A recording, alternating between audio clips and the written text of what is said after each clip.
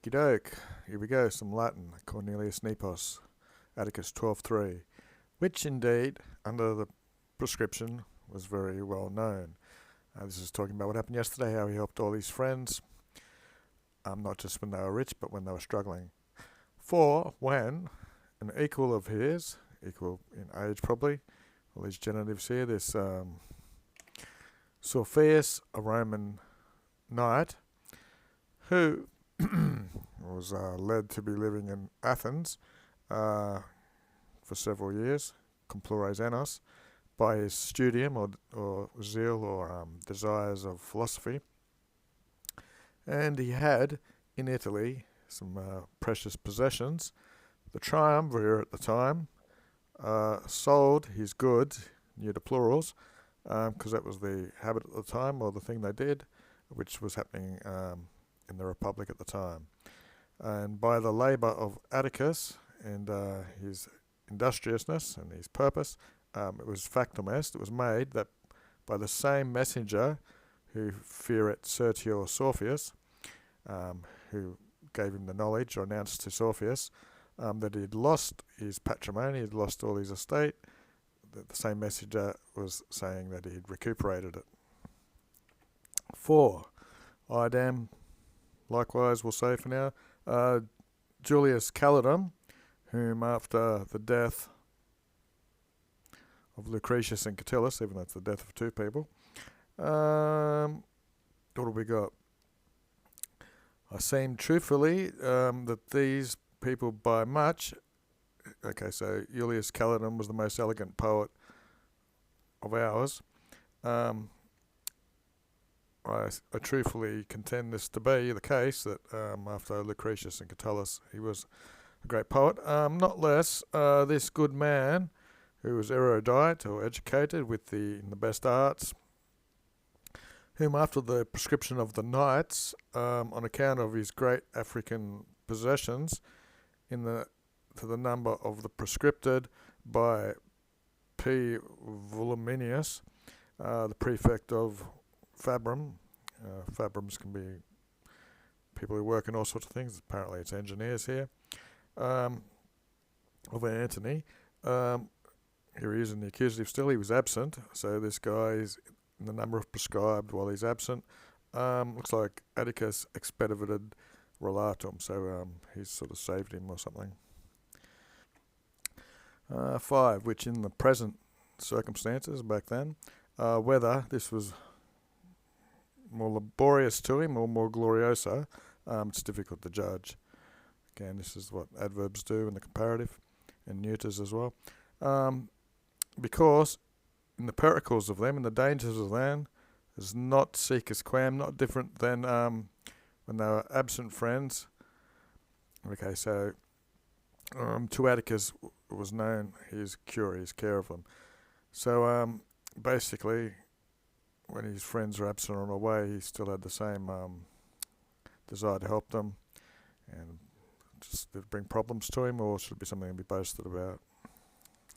13. Vero, another moreover but sort of thing. But neither was this man less good considered as a part of familias, head of a family, than as a citizen. So he wasn't any less considered as a citizen, as a father or head of the household.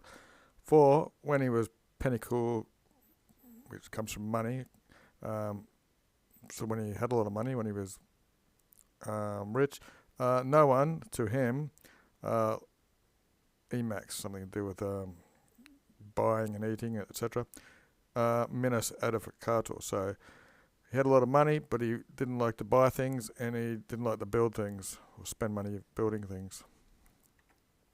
So it looks like minus and minus are being used as correlatives. So here's the Daily Dictionary. Emax, fond, over fond of buying. Top 20,000 words in the dictionary. Nevertheless, nequi non, neither was he not, so he was. Two negatives make a positive. He lived well, you might want to say, in a good house, in primis.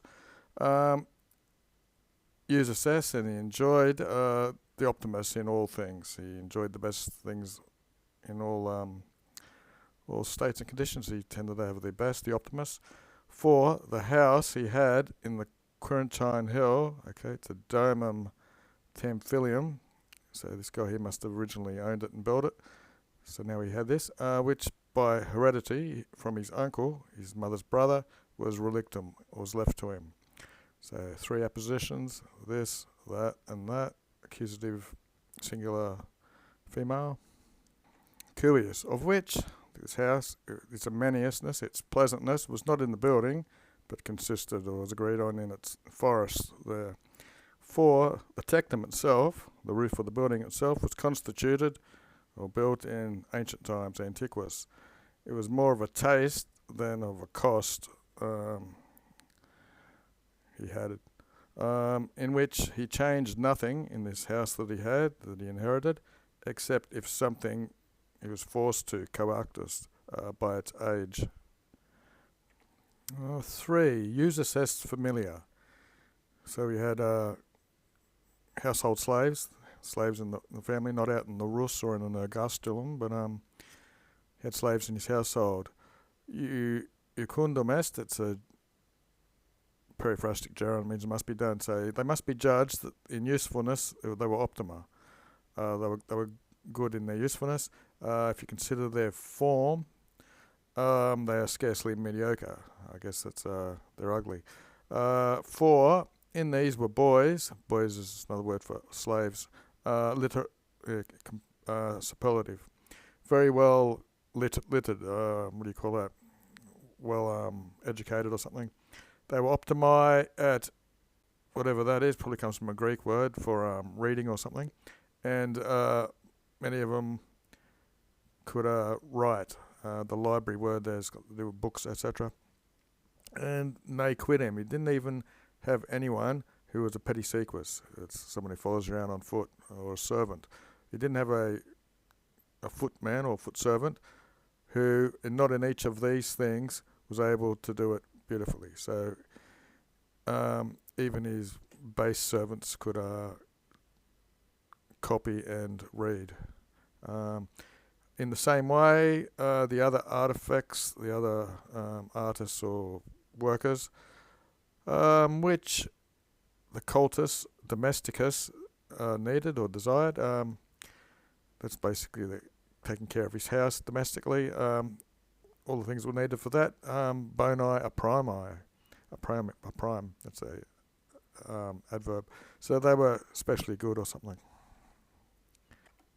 Tamen. Nevertheless, not any one of these, unless they were born at home and had been factumed at home, they'd been made at home, they'd been instructed, I guess, at home, which is a sign not only of his continence, of his steadfastness, but even of his diligence. For also, not to desire things intemperately or above normal desires, what you may see done by many people, ought to be ducide. It looks like considered again here as continent or controlled. So continently, steadfast, controlled, etc. And rather with diligence than to be procured with by price is not a mediocre in your purpose and way of doing things, industria. 5, he was elegant but not magnificus. He wasn't beyond measure. He was splendid, but not spending a lot of money. In all diligence, he was neat and tidy, and he affected things, but not affluently. His furniture was modest. There wasn't much of it, so that into neither partem, into neither direction of was he conspicuous. So he didn't go overboard. He was walking the middle ground really on his expenses and things he had. 6, neither will I pass by, although some it might seem a bit light, it might seem a bit fickle and